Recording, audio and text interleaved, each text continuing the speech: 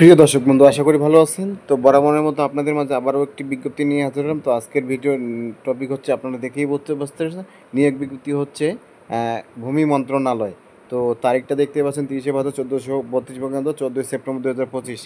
তো আজকের বিজ্ঞপ্তি হচ্ছে ভূমি মন্ত্রণালয় রাজস্ব খাতভুক্ত নির্ভরযোগ্য শূন্যপদের বিপরীতে জাতীয় বেতন স্কেলে 2015 11-20 গ্রেডভুক্ত নিমুক্ত স্থায়ী পদে সরাসরি জনবল নিয়োগের লক্ষ্যে পদের পার্শ্ব প্রতিক্রিয়া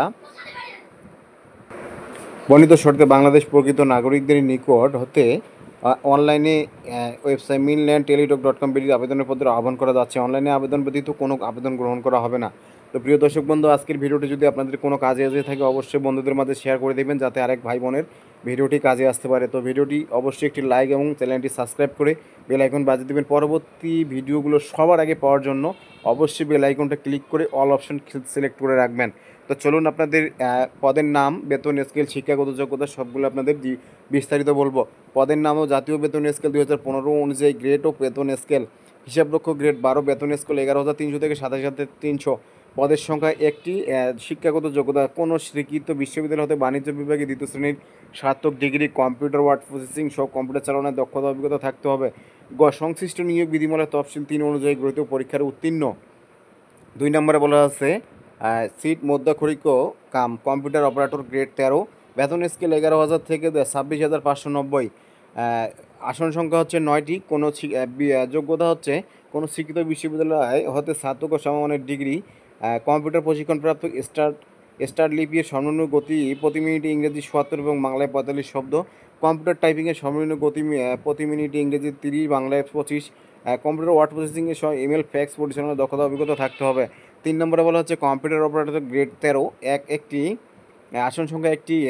কোনো শিক্ষিত বিশ্ববিদ্যালয় হতে বিজ্ঞান বিভাগের সার্থক সম্মান বা সমমানের ডিগ্রি এবং কম্পিউটার এবং মধ্যাক্ষরে প্রতি মিনিটে বাংলায় এত শব্দ লাগবে। শব্দের গতিসহ সংশ্লিষ্ট বিষয়ে স্ট্যান্ডার্ড অ্যাপটিটিউড টেস্ট উত্তীর্ণ হতে হবে। 4 নম্বরে বলা হচ্ছে অফিস সহকারী কাম কম্পিউটার মুদ্রাক্ষরিক গ্রেড 16, বেতন স্কেল 9,300 থেকে 22,450, আসন সংখ্যা 60টি। তো এটা তো একই বলা হয়েছে শিক্ষাগত যোগ্যতা। তারপরে বলা হচ্ছে ক্যাশ সরকার গ্রেড 17, বেতন স্কেল 9,000 থেকে 21,800 টাকা, একটি আসন সংখ্যা। কোনো শিক্ষিত বোর্ড হতে বাণিজ্য বিভাগ উচ্চ মাধ্যমিক সার্টিফিকেট সমমানের পরীক্ষায় উত্তীর্ণ এবং কম্পিউটার চালানোর দক্ষতা থাকতে হবে। সংশ্লিষ্ট নিয়োগ বিধিমালা তফসিল 3 অনুযায়ী গৃহীত পরীক্ষায় উত্তীর্ণ। তো তারপরে বলা হচ্ছে 6 নম্বরে ফটোকপি অপারেটর গ্রেড 18, বেতন 8,800 থেকে 21,310, আসন সংখ্যা একটি। কোন স্বীকৃত বোর্ড হতে উচ্চ মাধ্যমিক সার্টিফিকেট বা সমমানের পরীক্ষায় উত্তীর্ণ, ফটোকপি মেশিন চালানোর বাস্তব অভিজ্ঞতা এবং সংশ্লিষ্ট নিয়োগ বিধিমালায় তফসিল 6 অনুযায়ী গঠিত পরীক্ষায় উত্তীর্ণ। পদের নাম হচ্ছে পদের পদের নাম জাতীয় বেতন স্কেল 15 অনুযায়ী গ্রেড এবং বেতন স্কেল 2। 7 নম্বরে অফিস সহক গ্রেড 20, গ্রেড 20, বেতন স্কেল 8,250 থেকে 20,010 টাকা।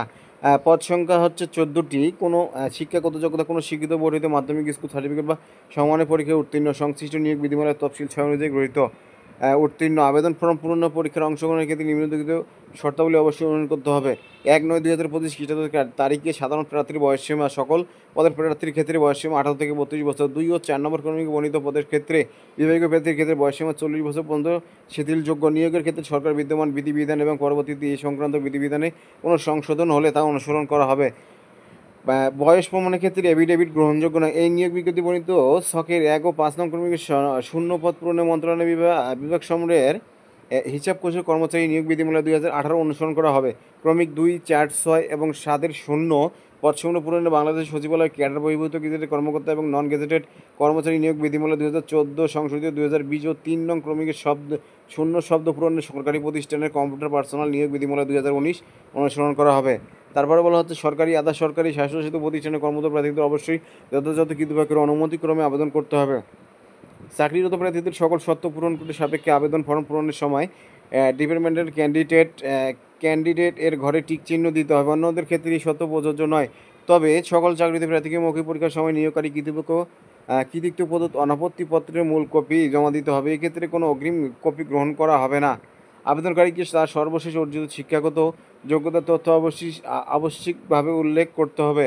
শূন্য পদসমূহের জন্য লিখিত ব্যবহারিক পরীক্ষার উত্তীর্ণ প্রার্থীরা মৌখিক পরীক্ষার অংশগ্রহণের জন্য বিবেচিত হবেন। লিখিত, মৌখিক ও ব্যবহারিক পরীক্ষায় অংশগ্রহণের জন্য কোনো প্রকার টিএডিএ প্রদান করা হবে না। 5 নম্বরে বলা হচ্ছে নিয়োগকারী কর্তৃপক্ষ বিজ্ঞপ্তি উল্লেখের পদের সংখ্যা হ্রাস বৃদ্ধি এবং বিজ্ঞপ্তি বাতিল করার অধিকার সংরক্ষণ করেন। 6 নম্বরে বলা হচ্ছে এক জেলার বাসিন্দা অন্য জেলার বাসিন্দা হিসেবে আবেদন করতে পারবেন না। 7 নম্বরে বলা হচ্ছে আবেদন শুধুমাত্র অনলাইনে গ্রহণ করা হবে।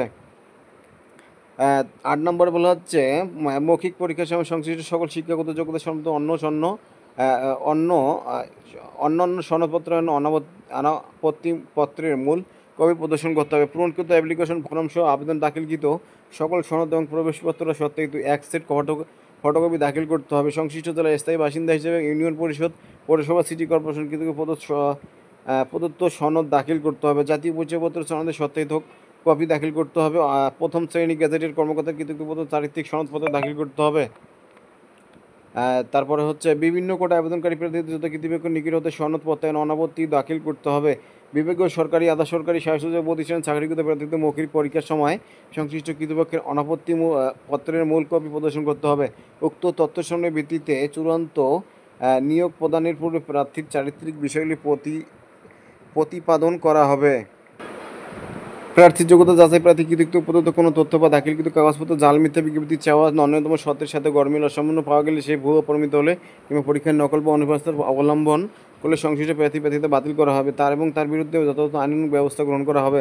ভুল তথ্য জাল কাগজপত্র প্রতিষ্ঠিত হলে পরীক্ষায় উত্তীর্ণ যে কোনো প্রার্থীদের পরীক্ষা চলাকালীন অথবা পরবর্তী যে কোনো সময় প্রার্থীতা বাতিল করার ক্ষমতা কর্তৃপক্ষ সংরক্ষণ করেন। আবেদনকারী মুক্তিযোদ্ধা, শহীদ মুক্তিযোদ্ধা, বীরাঙ্গনা সন্তান হলে উক্ত বক্তব্য সাপেক্ষে আবেদনকারীকে সংশ্লিষ্ট বীর মুক্তিযোদ্ধা গেজেট ভারতীয় তালিকার লাল মুক্তি বার্তা নম্বর, সাময়িক সনদের নম্বর ও তারিখ বা বামুর সনদের নম্বর ও তারিখ উল্লেখপূর্বক সংশ্লিষ্ট ইউনিয়ন পরিষদের chairman, city corporation, word council, পৌরসভা মেয়র কৃতিত্ব প্রদত্ত প্রমাণপত্র উপস্থাপন করতে হবে।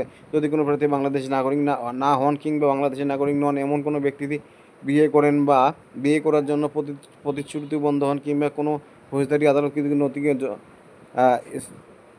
স্তনজনিত অভিযোগে দণ্ডিত হন তবে তিনি আবেদন করার জন্য যোগ্য বিধিত হবেন না। নিয়োগ সরকারি প্রতিনিধিত্ব বিধিবিধান ও কোটা নীতি অনুসরণ করা হবে এবং পরবর্তী সংশ্লিষ্ট বিধিবিধানে কোনো সংশোধন হলে তা অনুসরণ করা হবে। নিয়োগ সংক্রান্ত বিষয়ে নিয়োগকারীর কর্তৃপক্ষের সিদ্ধান্ত চূড়ান্ত বলে গণ্য হবে। অনলাইনে আবেদনপত্রে পূরণের সংক্রান্ত নিয়মাবলী এখানে দেওয়া আছে, আপনারা দেখে নেবেন। পরীক্ষার অংশগ্রহণের ইচ্ছুক ব্যক্তি এই ওয়েবসাইটের মাধ্যমে আবেদন করবেন। আবেদনের সময়সীমা অনলাইনে আবেদন পূরণ, পরীক্ষার ফি জমাদান শুরুর তারিখ 17/9/2025 খ্রিস্টাব্দ সকাল 10 ঘটিকা, অনলাইনে আবেদন জমাদানের শেষ তারিখ 7/10/2025 খ্রিস্টাব্দ বিকাল 5 ঘটিকা। উক্ত সময়সীমার মধ্যে উইসার আইডি প্রাপ্ত প্রার্থী অনলাইনে আবেদন সাবমিটের সময় থেকে পরবর্তী 72 ঘন্টার মধ্যে SMS পরীক্ষার ফি জমা দিতে পারবেন। অনলাইনে আবেদনের প্রার্থী রঙিন ছবি দৈর্ঘ্য 300 × প্রস্থ 300 পিক্সেল, স্বাক্ষর দৈর্ঘ্য 300 প্রস্থ 80 পিক্সেল স্ক্যান করে নির্ধারিত স্থানে আপলোড করবেন।